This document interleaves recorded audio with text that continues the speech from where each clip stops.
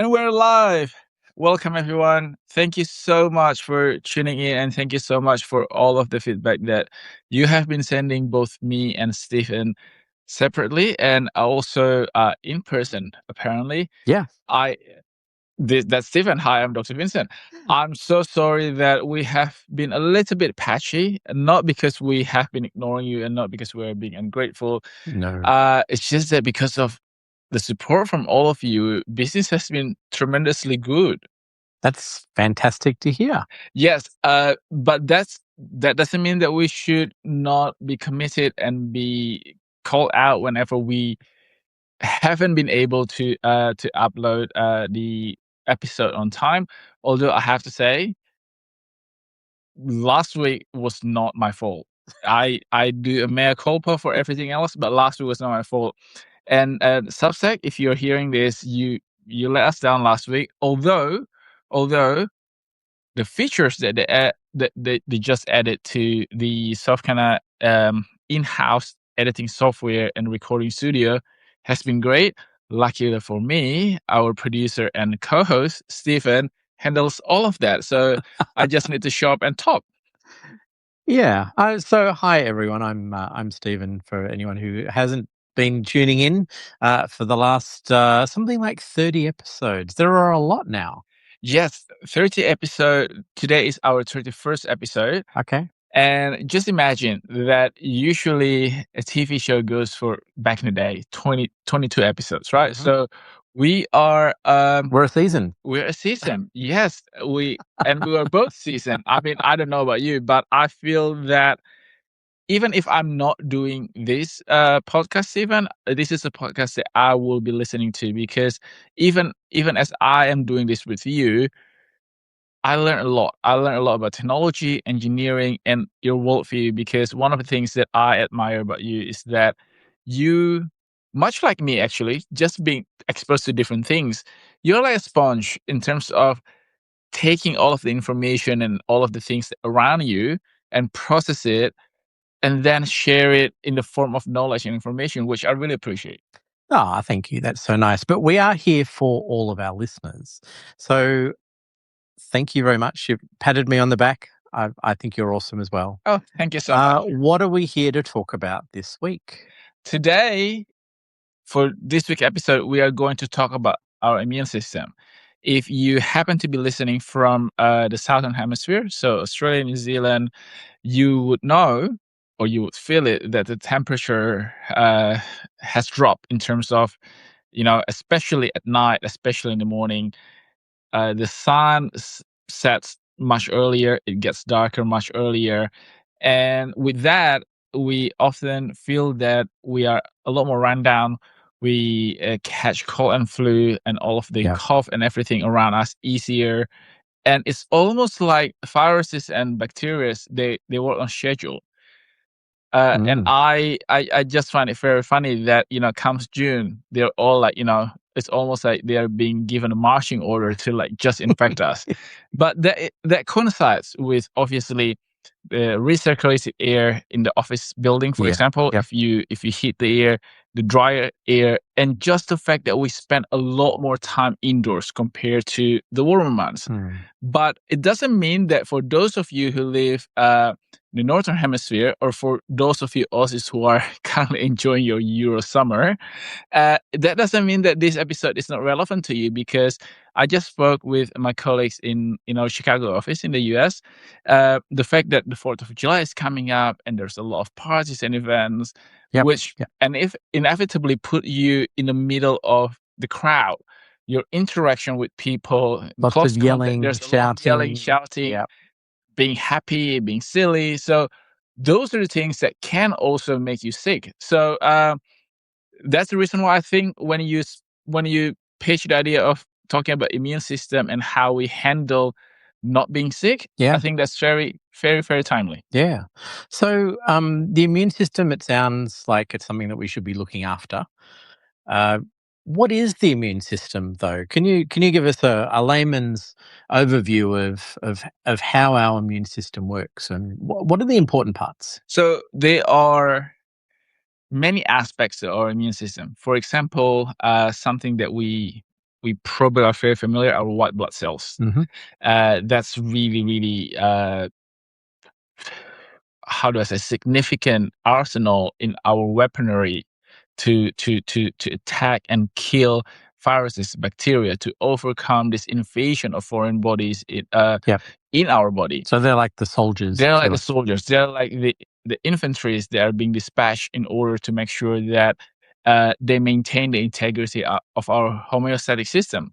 There also a system called macrophages. So macrophages is basically the cells in our body that literally consume and eat foreign bodies. So bacteria, Right. germs, microbes that can cause issues if it's being left unchecked. So Okay. we classify this harmful microorganism as a pathogenic organism. So even things like uh, microorganism that doesn't really fall into viruses and bacteria, we call it germs, but that's the layman term.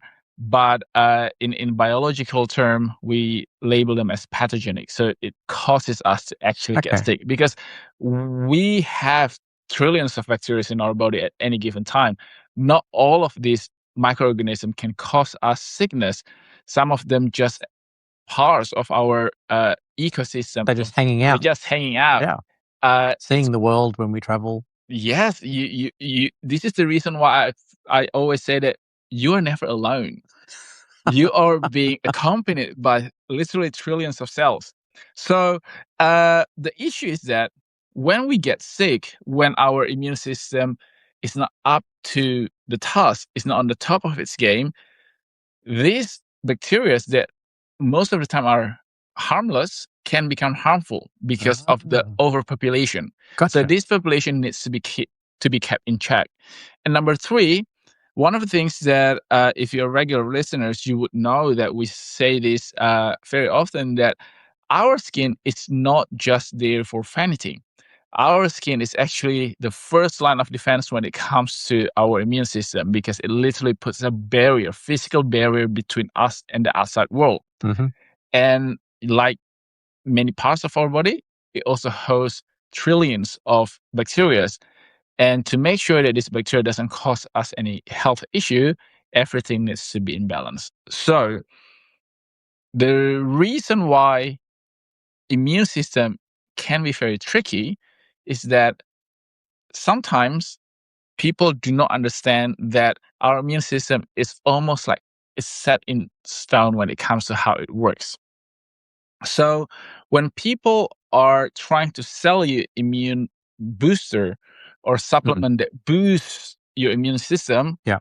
that should be the first sign for you to run away, far away Okay. from that marketers. Yeah. Because we don't want our immune system to be boosted. We do not want our immune system to be stronger. We just want it to work normally and properly. Okay. Because what happens when your immune system gets too strong or is being boosted, that is biologically known as autoimmune disease. Because that's when your immune system gets so strong Yeah. and out of control and start attacking your own body. It starts fighting the wrong things. It starts fighting good things. Yes, Yeah. which is our own body. And that can cause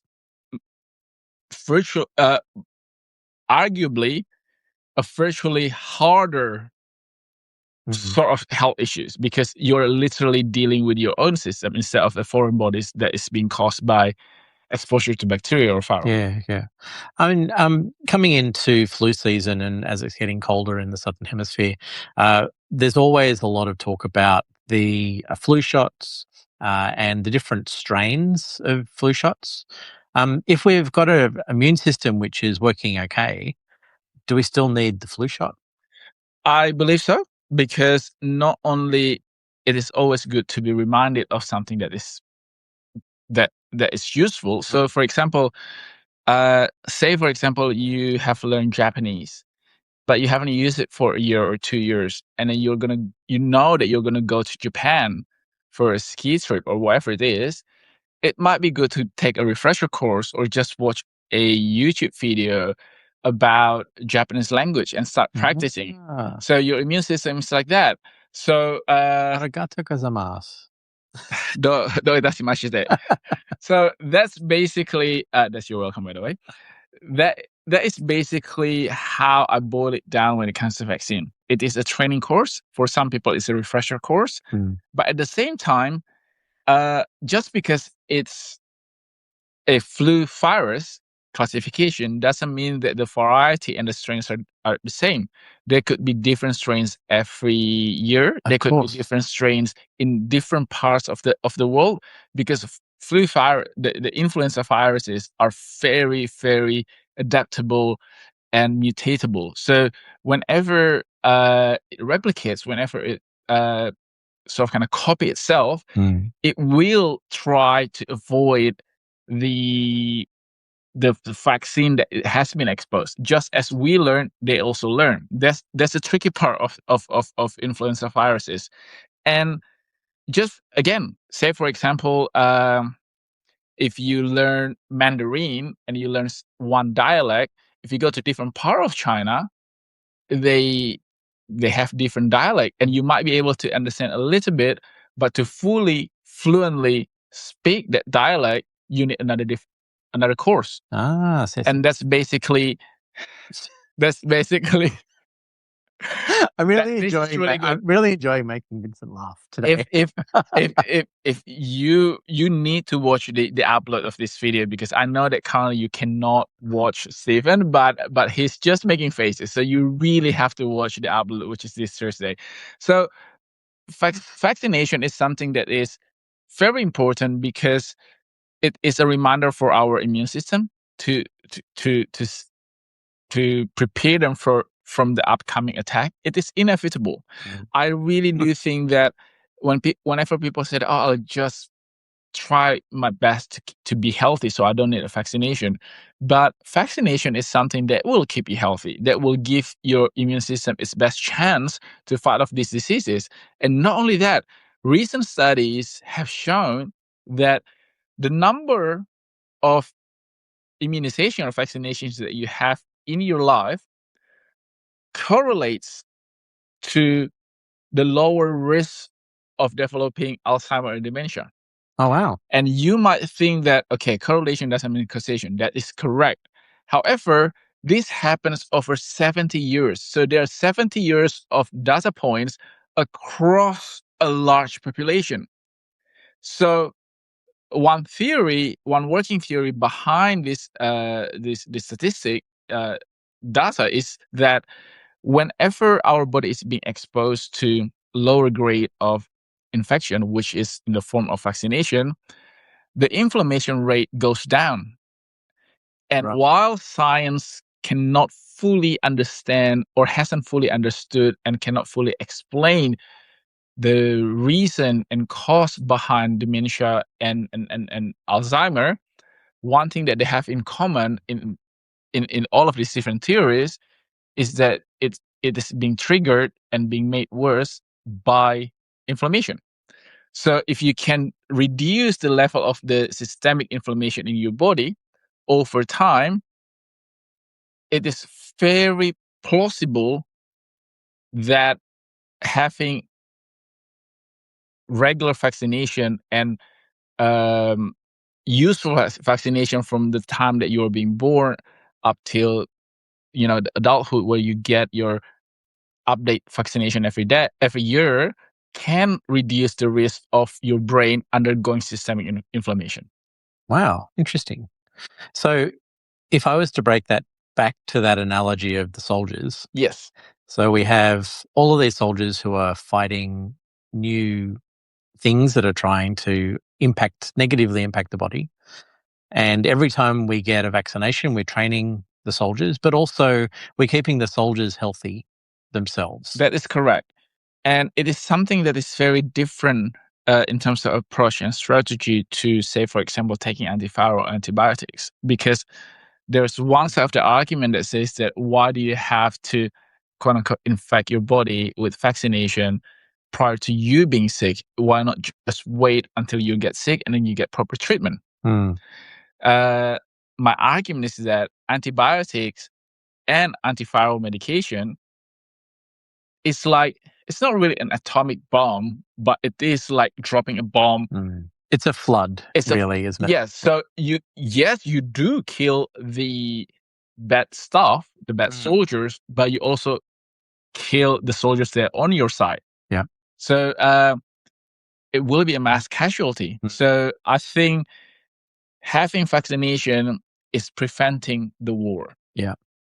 Listen, I think there are about 100 or so autoimmune diseases. Yes. And up to this point, we've been talking about people who are healthy and don't have a serious disease like that. There are lots of drugs that impact different parts of the body for autoimmune diseases. But people with an autoimmune disease, they should also be eating healthily. They should also be on their doctor's orders getting the flu shot and other things as well.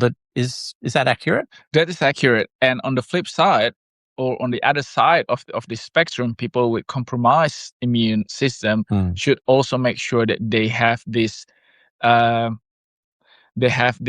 access to vaccination and have the willingness to make sure that their vaccinations are up to date. Because unfortunately, again, it's very different from things like meningococcal infection. They largely remain the same, so that once you get vaccinated, or once you, hopefully not meningococcal, but smallpox, once you get it, then your body is developing some kind of resistant or immunity towards the same kind of infection. But viral infection, especially influenza, we know that they are highly mutable. And then, hopefully we all learn from the time when, the global pandemic of COVID-19, the reason why the first generation of the vaccine sort of kind of work less effectively compared to the later ones is because at the beginning we were still playing catch up with all of this infection and new strains of viruses. But then after that, now I would say that we're ahead of the game. We tried and have successfully predict the next mutation, and therefore put in place a vaccination that can help deter that infection. I guess similar in a way to the flu shot, which is Exactly. a very similar sort of science. Yes. And adding particular things that impact a European strain that was seen last season in Europe, and we'll potentially get that strain here in Australia as well as people travel the globe. That's basically just like fashion. Exactly. Fashion and flu shots. And flu shots, yeah. That could be the name of this episode. Yep, and I really do think that people who speak about science on social media, people who claim themselves as health experts, should be the people who make vaccination fashionable again, because it hurts my scientific being that there are diseases that have already been eradicated, or that almost being eradicated from the face of the earth, now are starting to emerge. Because when we talk about vaccination and immunization, it is all about herd immunity, which means that if the large portion of the population is being vaccinated or has been vaccinated, then it naturally limits the amount and the severity of infection. Yeah. And therefore, with time, the virus is sort of kind of being put into dormancy. However, we need to make sure that we all take accountability and personal responsibility, because if all of us say that, okay, well, other people will do it, then nobody will do it.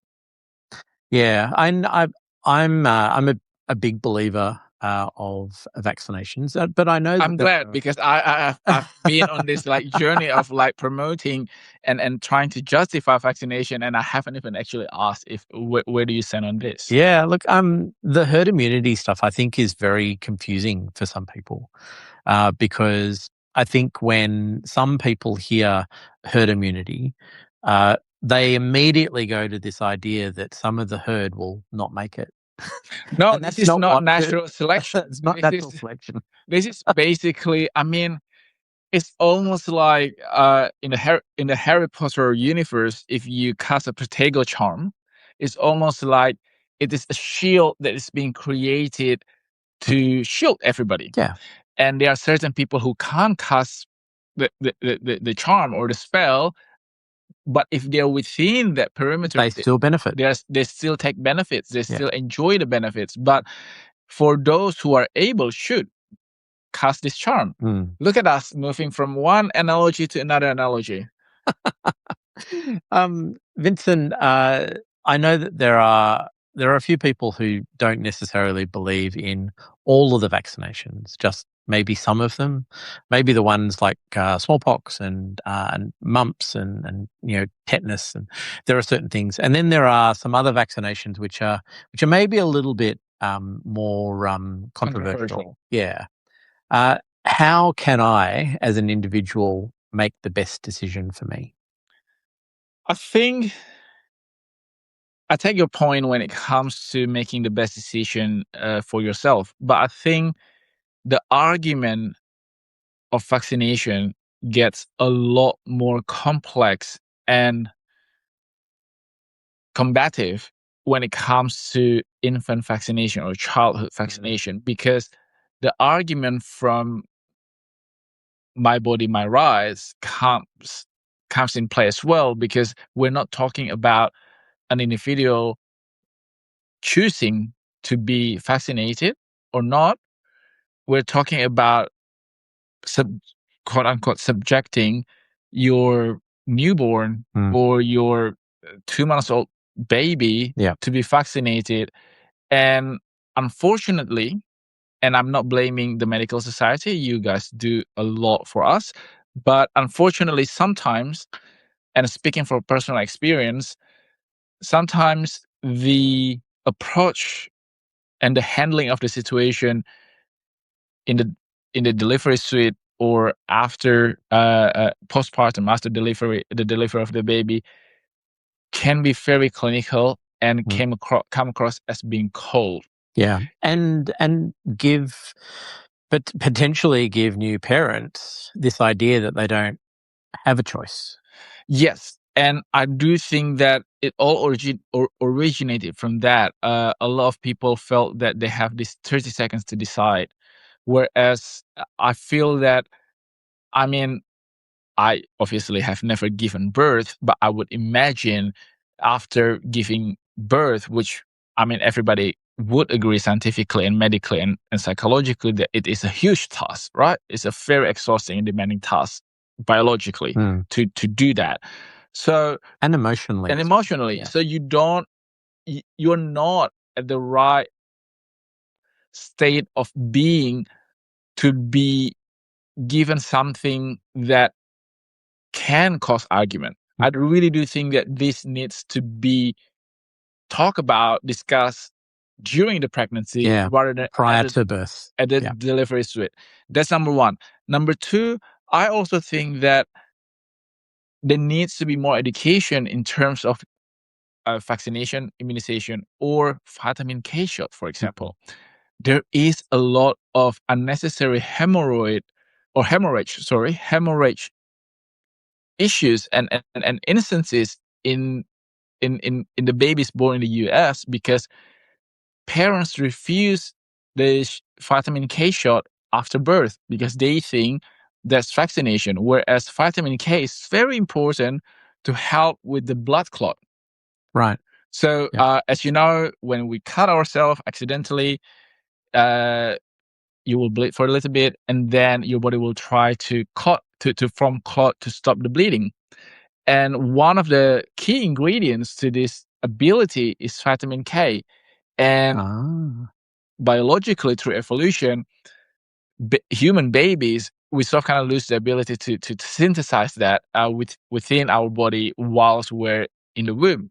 So it is it's very important for the baby to be given vitamin K shot because we're not talking about you dropping the baby or that the baby has some cuts or something. Everything inside the baby's body is very fragile. So there are blood vessels that can rupture, for example, and and the body is supposedly able to heal itself, but it needs all of the ingredients, and vitamin K is one of those ingredients. Wow. Wow. I learn something every time we have a discussion. I try, That's awesome. Stephen. Let's come back to the adults listening to the podcast. We've been talking about the immune system. What are some of the things that you can do without taking a supplement or without taking or getting a shot that might help you boost your own immune system or keep your own immune system healthy? Keep hydrated. You need to make sure that you drink enough water, especially during winter. Our body can sometimes be tricked into not drinking enough water. During the colder season, when we don't feel, when we're not sweaty, when we don't feel hot, our brain sometimes think that you're not thirsty, even though if you go to the toilet and urinate, the color of your urine is already yellow or dark yellow. So unfortunately, there is a gap in our brain mechanism in terms of making sure that we keep up with the hydration level. That's number one. I guess, and the way that I've trained myself to drink enough water is actually to think about my garden. So while the sun may not be out necessarily, if it's very windy, yes, everyone who grows anything yeah. Will understand that the garden gets very dry. That is correct. And whether it's the wind that's pushing moisture out of your yard, or whether it's the wind drying out the leaves and decreasing the amount of moisture that the plant's able to take on, you still definitely need to water your plants. Well, your strategy and winter and plan and trick is a lot more sophisticated than mine. Mine was just basically putting a 2-liter water bottle just in front of me and making sure that I drink it throughout the day. So mine is very archaic. Well, that too, yes. Yeah. And number 2, sleep. People underestimate the power of sleep. People really, really, really need to, ironically, wake up and realize that sleep is your superpower. I cannot stress and overstate the importance of your body taking that good quality reset time. And a lot of us think that our body doesn't do anything when we're asleep. It's just rest. No, your brain back up all of the memories. Your brain is basically it's almost like scanning your entire body and making sure that it deploys different types of substances, different types of hormonal, trigger, different types of peptide into different parts of your body depending on the need, including wound healing, including reducing the inflammation, fighting off foreign bodies, and making sure your circulatory system is up to scratch when it comes to blood oxygenation, when it comes to wound healing, as I said before, and delivering nutrients. So all of these things cannot happen optimally if you're sleep deprived, because one of the reason and science hasn't really fully understood the power of sleep, because we know the result, we know the impact, we just don't really know what happens, like the actual mechanism, mechanism of it, and why is it that we cannot survive without sleep. But one of the theory, and I believe in this theory, is that in order to do that, your body needs to shut down certain system, and that is the sleep. Because if you're still awake, it takes a lot of energy to keep our biological engine, which what our body is, to be awake and alert, even though you're not doing anything. Yeah. And all the lobes of the brain as well. There's an enormous amount of energy required just to run the brain. That is correct. So if it doesn't have this almost a system shutdown or partial system shutdown, it cannot redirect the energy to do all of these things. So one of the things that I've discovered as I've got a little bit older is that I feel like I need less sleep. Can you explain that? So there is an argument to that. And I would say that 90% of people whom I've asked this question too, would agree with that theory. My grandma actually told me that as you grow older, you don't need as much sleep. I actually don't necessarily agree with that. Okay. I do think that uh, as you grow older, perhaps you don't really require the amount of sleep because you're not expending that much energy being awake, or you don't expend that much energy being active.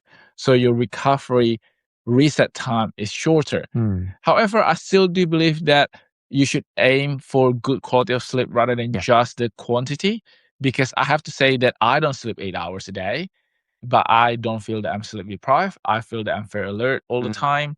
And I Especially at the moment, I'm working 2 shifts, US and Australia. As yeah. long as I have that good quality deep sleep, uninterrupted sleep, Mm. that's very important. So it doesn't matter if you sleep. It matters more that you sleep in a 4 hour block, for example, or 6 hour block, rather than having a 2 hour block Yeah. spanning across like 10 hours. Yeah. One of the really interesting things I was reading about when it comes to sleep is for each individual, because everyone is just a little bit different. Yeah. But for each individual, to take a bit of a diary, and you can do it over, you need a couple of weeks. It's best done over a month or 2 months. But just have a diary that records what time you went to bed and what time you got up. And if you're not sleeping well, or if you wake up constantly tired, or you're irritated for the first couple of hours of the morning before you have that coffee, like there are all of these things. Try and collect as much of that as possible so that you know if caffeine impacts you and impacts your sleep. That is a good If idea. Yeah. if looking at a screen just before you go to sleep impacts your Which sleep. we all do. And I kid you not, I mean, yeah, culpa, I do that too. Guilt is charged, I do that too. But at least I'm aware of that, and I make a concerted effort not to. Fortunately and unfortunately, the screen emits blue light, which is fine for your eyesight. It's fine.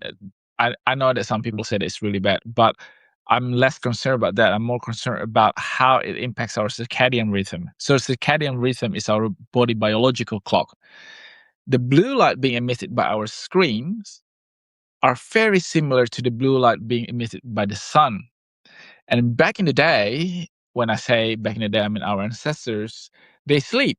However, they don't have clock. I mean, later on they have sundials, but how do they know that nighttime is the time to sleep? That's because the way that our brain reacts to the blue light being emitted by sunlight. Okay. So when you go to bed at 11 o'clock at night, which is my bedtime, and you're looking at the screen, whilst you're tired, your brain cannot escape the programming that when it sees and be exposed to blue light, it is time to be So awake.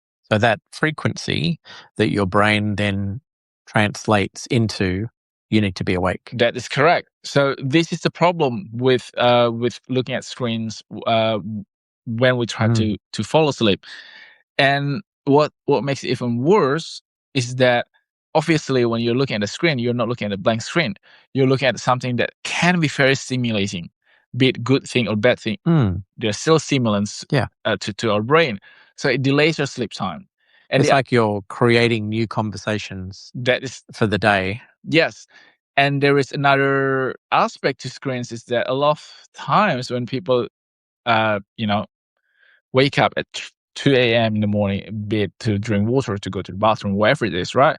And they tell me that, oh, but I can't fall back asleep. My first question is that, did you reach for your screen? Did you reach for your phone? And believe you me, 9 out of 10 times they would say yes, because I cannot fall asleep. So you're doing something that's very counterproductive to your effort to fall asleep. When you wake up in the morning, early morning, before it's time to officially get up, can you get back to sleep? All the time. All always. the time? All the time, always. So I have to say that, and a lot of people say that I'm joking. My superpower is one of my superpowers. I have two. I don't want to talk about the second one, but but what We are after hours. we are. No. It's nothing like that. It's nothing like that. But one of my two superpowers is that I can fall asleep at any time, almost in any position, I'm so jealous. without taking too much time. This is the reason why I feel that when it's time for me to go to bed, I ask myself this question every night. Hey, how's your day? Have you done the best that you can do? And most of the time the answer is my day is great or not so good, blah, blah, blah. But the second question is probably more important. And I feel that every day, most days, even when I haven't achieved something or I fail at something, I feel that I have done everything that I could have done. Everything I have given 110% of my effort and my time and my investment. So that I think helps me to feel that, okay, tomorrow's a new day. There's only so much that you can do today. And it's time to go to bed. Wow. Look, I think that that's really insightful. I think that getting to sleep is a very common thing that people have just accepted, that they have trouble getting to sleep. And there may be some way for you to overcome that without having to see a doctor or taking a drug. I feel that, and obviously, if you do have insomnia or clinically diagnosed sleeping problem, you should speak to your doctor. This is not something that you should just ignore. But the best advice that I can give to the general population when it comes to sleep is that majority of the time when people have trouble falling asleep, it's because they feel that they haven't earned that rest. They haven't earned the right to stop for the day. Yeah. They still either are thinking about their work, they're thinking about their family, the argument that they had at dinner, or what they want to do, or the things that they have been procrastinating on. And therefore they feel that, I shouldn't be asleep yet. Yeah. I think they haven't earned that sleep. I think a lot of people describe that feeling as that their brain is still active. So there are actually a number of things that you can do about that as well. For any of our listeners who are having issues sleeping or are not sleeping well, there's breath work. Yes. So that's one thing that I do when I've had a particularly stressed day. I will take 8 or 10 very long, deep breaths. And then you calm your body, and you can start at your feet or you can start at your head. But you just relax. And as you move through your body, you focus on those particular muscles. Now, whether those muscles relax or not, it's just a way of calming your body down and taking control. Whether or not you believe in the scientific aspect of the system or of the habit or of the trick that you're doing, be it breathworks, be it counting sheep, be it reading, or be it journaling, doesn't matter what it is. What all of these things have in common, including the question that I've asked myself, is ritual. Human being, there are two things that through all of our evolutionary process, there are two things that remain the same. Human is a social creature, and human is a ritualistic creature. Yeah. So the ritual aspect of it helps because everybody loves something that's familiar. I know that a lot of you out there who are like, alpha male and bro, think that, F that, I'm strong enough to not have a ritual. But if you really, when you go back to your room by yourself, you don't have to perform for anyone, you will admit that you attach yourself to a ritual. Doesn't matter what kind of ritual it is. Yeah. Coffee is a ritual. You could do it silently. You can do it silently, yeah. And mouth taping is a ritual. I disagree with that because why do you want to voluntarily suffocate yourself? It is beyond me. There's no scientific aspect to that. The people who swear by it and say that it works, that is because of ritual. It's something that is familiar. It's something that you can do and you know that you have done right, and you take action to help your sleep. Yeah. What about when you wake up in the morning?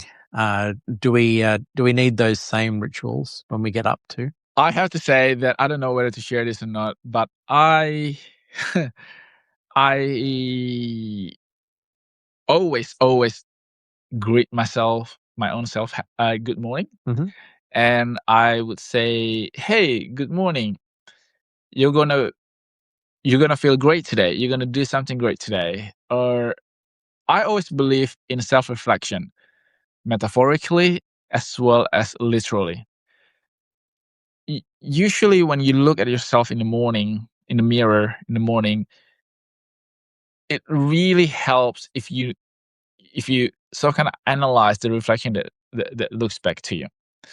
Are you the person you want to be, or are you a person that so kind of falls short of that? And I'm not talking about visually and the vanity aspect. I'm talking about, hey, Vincent, have you done something that makes you proud, or are you going to do something that makes you proud, or things like that? I really do believe that we should be our own best friend.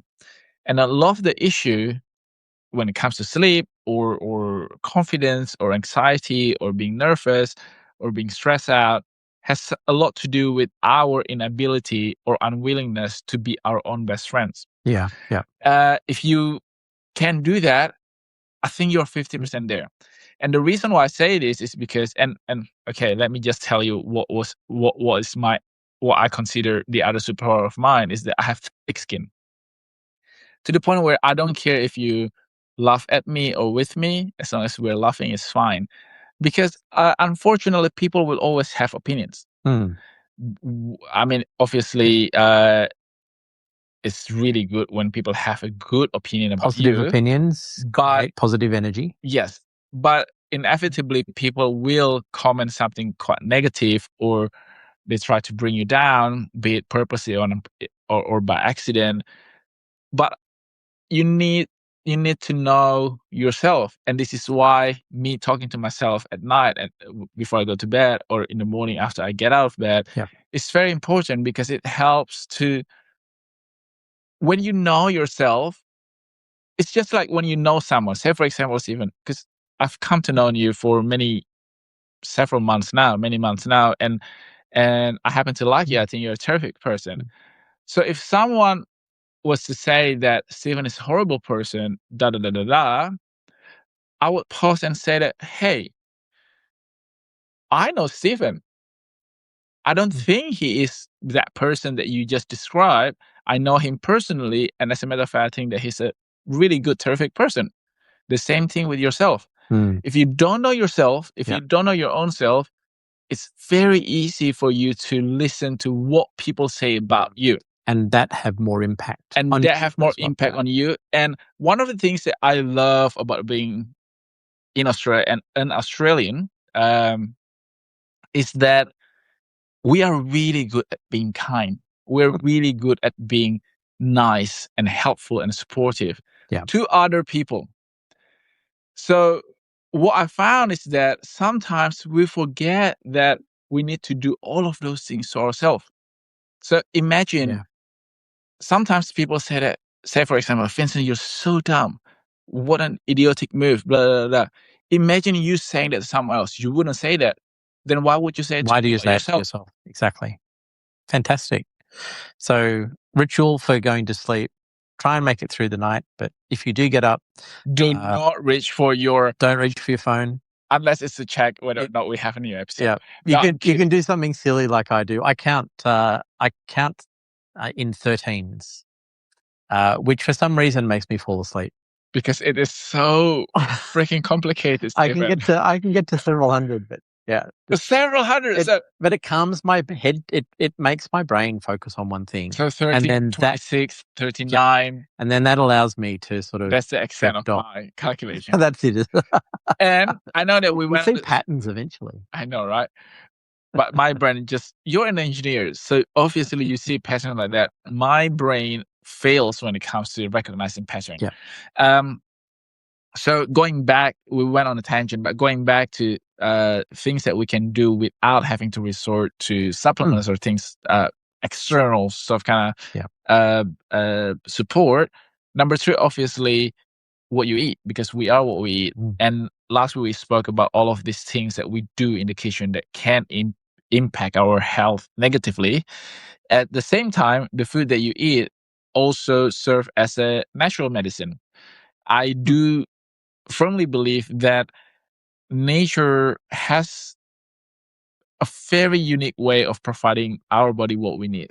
This is the reason why before global shipping and global logistical miracle and sometimes nightmare came into play, people eat seasonally. What that means is that when, say, for example, pumpkin during autumn, I refuse to call it fall. Sorry, guys. During autumn or winter months, gives you that vitamin A in the form of beta carotene, good carbs, the comfort food that helps your body warms up because your body needs to produce that heat, and that heat comes from carbs. Or olive green leafy vegetables are normally available during the warmer months because that's when your body actually needs to eat lighter, and that's when your body actually can thrive outdoors rather than being indoors. My my eggplants are going nuts just at the moment. Yes, the nightshades family are so rich in phenolic antioxidants. That's the reason why, say, for example, tomatoes are like bright red because of lycopene. It's also rich in vitamin C. And obviously, we know eggplant is deep purple. All of these things help our body to fight off inflammation, to increase our ability to fight off infections. That's aubergine for our friends in the US, I think. Or Europe? Maybe in Europe. I do know that they call capsicum peppers. Yes, definitely. Yes. Capsicums aren't doing so well in Australia yet, but you'll find them in the Northern Hemisphere. Yes, and what else do they call? They call. Have I told you about the bread, the loaf of bread that I found in the supermarket while I was in the US? No. Okay, so this will have to be our final story though, because 45 minutes. Oh my God, this is see, you don't feel it when you're having fun. So the final story is that let me tie this back to what you eat determines whether you're healthy or sick, right? Because I found this loaf of bread in the supermarket, and I thought, let me just have this so that say, for example, I didn't if I didn't have time in the morning, I can just eat like a piece of toast because I always struggle with Vegemite. So I picked this up and I wanted to check the expiry date or the best before date because we were in the US for 2.5 weeks. So I wanted to make sure that it has at least 4 or 5 days. It's a good habit anyway. Yes. You shouldn't just assume that just because it's there, it's in date, because people make mistake. A supermarket make mistake. You have to look after yourself. Yeah. So I flipped the loaf, and I was like, this is crazy. The shelf life, not in the fridge, For just bread. for bread, in the room temperature, it was nearly a month. A month. Wow. A month. And naturally, I looked for the ingredient list. It is the length of our after hours episode description. And as a baker, you only need water, flour, yeast, and a pinch of salt. You can even omit the salt because, again, Vegemite is salty. So how is it from 4 ingredients, it went to, wow. I kid you not, I even have picture of it. I don't want to post it because I don't want to get sued. But that is not bread. Stabilizers, preservatives. Yes, and all of the numbers that I don't even know. I mean, I pride myself knowing the common code for food additives.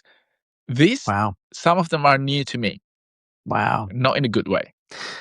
So I guess the lesson for that is we need to eat well. We need to eat things that are good for us. There are some things in that instance that are convenient. So, we buy a loaf of bread at a supermarket because it's convenient. It's sliced. but we still the need to problem, look. the problem that I have is not supermarket bread. I obviously, like, I'm not Martha Stewart. Buy bread when you can't make it. That's fine by me. But that was not bread. That was not bread. I mean, a lot of things in the US supermarket that is being labeled healthier for you or better for you are just food here. Yeah. So thank goodness that they have such a low bar that when we went there, we suddenly appear so healthy. Yeah. Wow. Anyway, don't unsubscribe. We love you, our American listeners. But seriously, your bread is. You can actually get good bread in the US, in a number of states as well. So You can, any listeners who want my list, I actually keep a list. but they are expensive. They can be very expensive. So instead of doing that, but still do that, instead of doing that, you can go to askdrvincent.com and there is an easy, no knead bread recipe. It takes literally 5 minutes to put together. You can put it in the fridge, and the next day you don't need a fancy oven. You don't need a fancy Dutch oven, cast iron pot. You just literally put it on your baking sheet. Leave it there for 35 minutes or 40 minutes, depending on how big it is. And then voila, you have freshly baked bread with only 4 ingredients. It lasts for 4 to 5 days. You can freeze them. You can chill them. Maybe not chill them, just freeze them, because I find that the bread toasts better coming out of freezer rather than coming out of the fridge. Yeah, interesting.